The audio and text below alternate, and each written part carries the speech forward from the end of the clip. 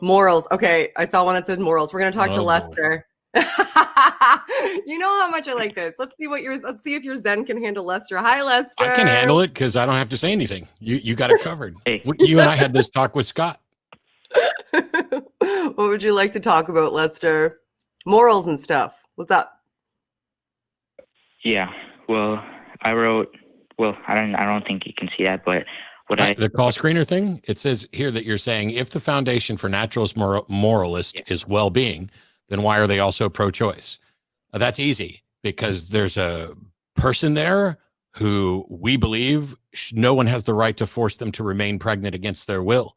And so I'm going to support their right to defend themselves against an invader. Yeah. So if you're the foundation for your objective moral values is well-being, that means it applies to everything. Like I called last time, that's what you told me. Yeah, the problem is that I just answered your question and you just ignored it and went on to say whatever you were planning to say. See, there, No, at worst, when we're talking about someone who's pregnant, at worst, there would be two individuals whose rights would be in conflict. I don't think that's the case, but even if it were, does a 5-year-old have a right to use its mother's body without her consent? No. Well, okay. No. Then why are you wanting to give special rights to a fetus? Why does the woman's rights get trumped by something that is less human than the 5-year-old, or less? There's no such thing as less human. Oh, actually, yes, there is such a thing as less human, it provided you come up with the right context. But I immediately retracted it even before you said it. And the notion that it does not matter whether it's a 5-year-old or a 5-day or 5-week-old fetus, it should not have the right to use someone else's body without their consent. And that's why I'm pro-choice.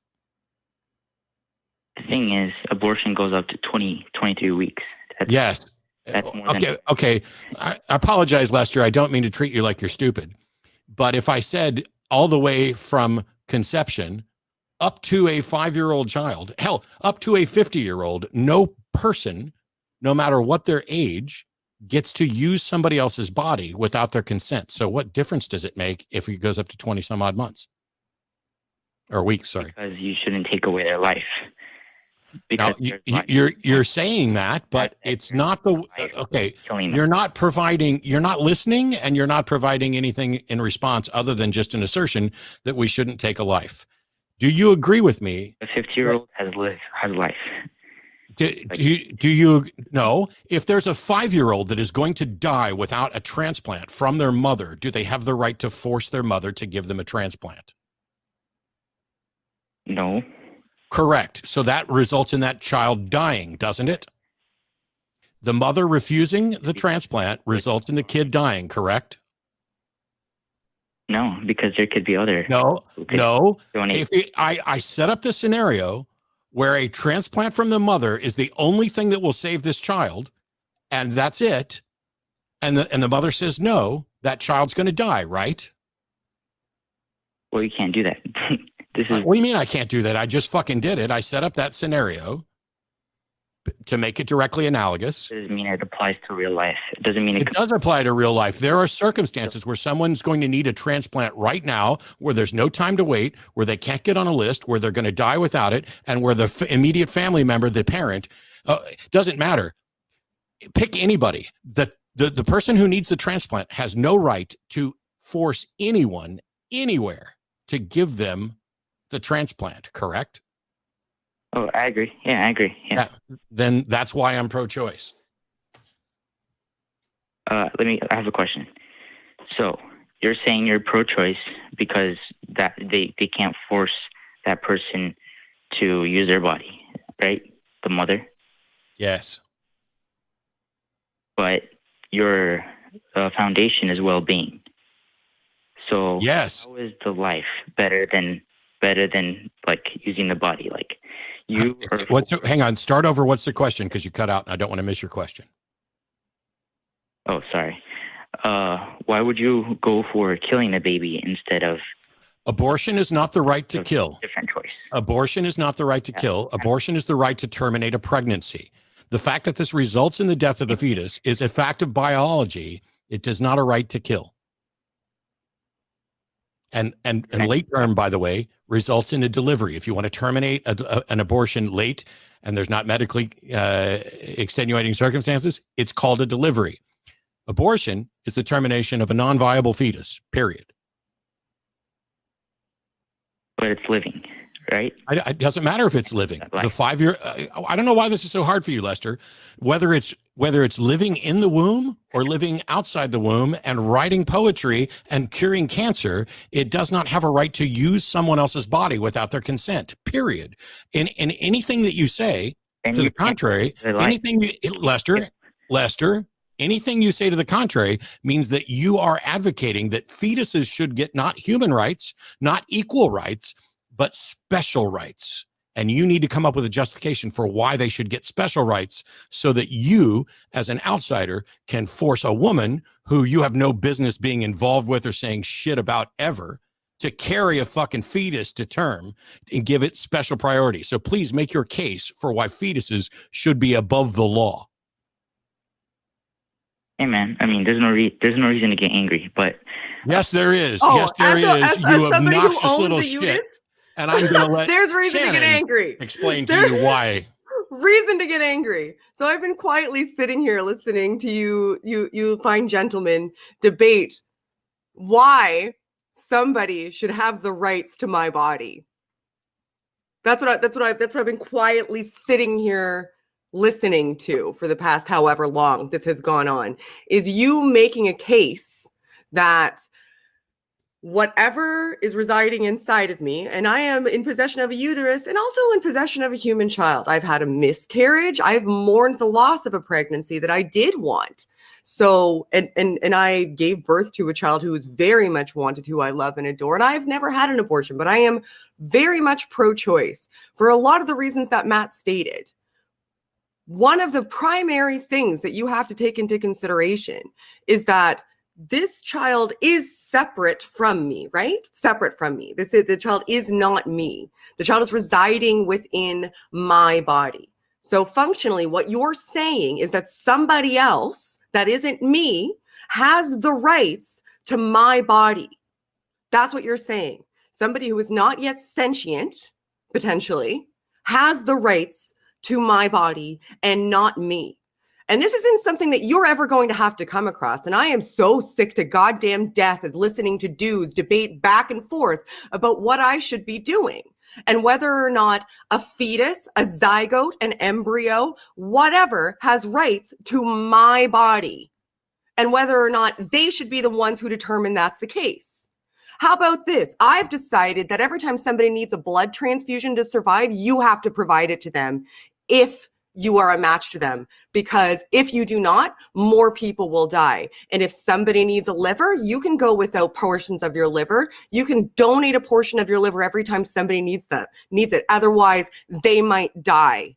What I'm saying to you right now is that removing a zygote, a fetus, an embryo from my body is just relinquishing my permission for it to have access to my body. The same way that you have the free opportunity to not donate a portion of your liver, to not donate blood, I have the free opportunity to say, I don't donate my uterus to you.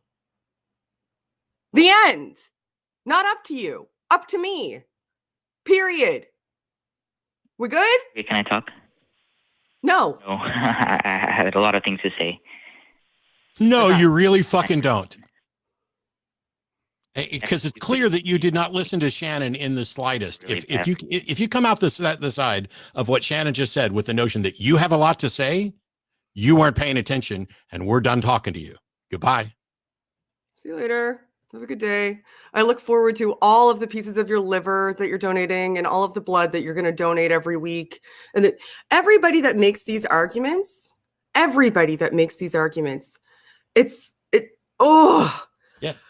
Like, somebody has a right to my body, but nobody has a right to your body, right? Like, you don't have to relinquish components of your body.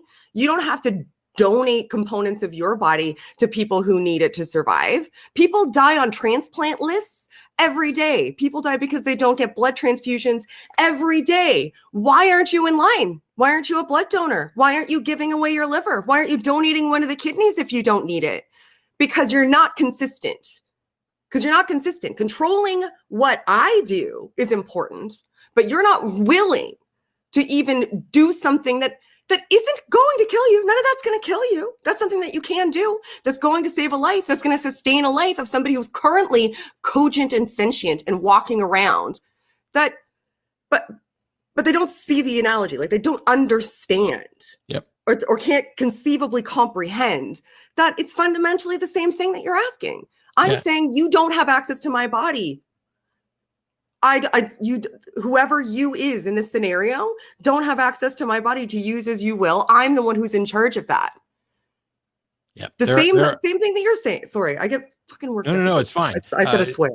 No, you can swear all you want. There's somebody else who's like, why didn't you let him speak? Because he wasn't listening. This isn't a show for somebody just to come in and present what they think. So one of the things is the question that I'd asked him, which would have been interesting to perhaps get an answer to at some point, is what does he think would give him the right to tell Shannon that she has to stay pregnant? The problem is, before I got to that question, Shannon was like angry, all out of fucks to give.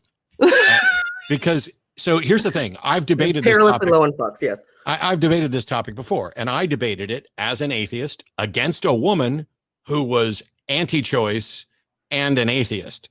But she was primarily anti-choice because of her Catholic bringing. I've done this debate, but before I ever did the debate, I talked to a bunch of people, and I talked to a bunch of women particularly, saying, hey, what are the optics of this like? You know, I get it. People want me to debate. I know what I'm doing here. My wife's an expert, or my ex-wife now is an expert on this, and there'll be plenty of prep.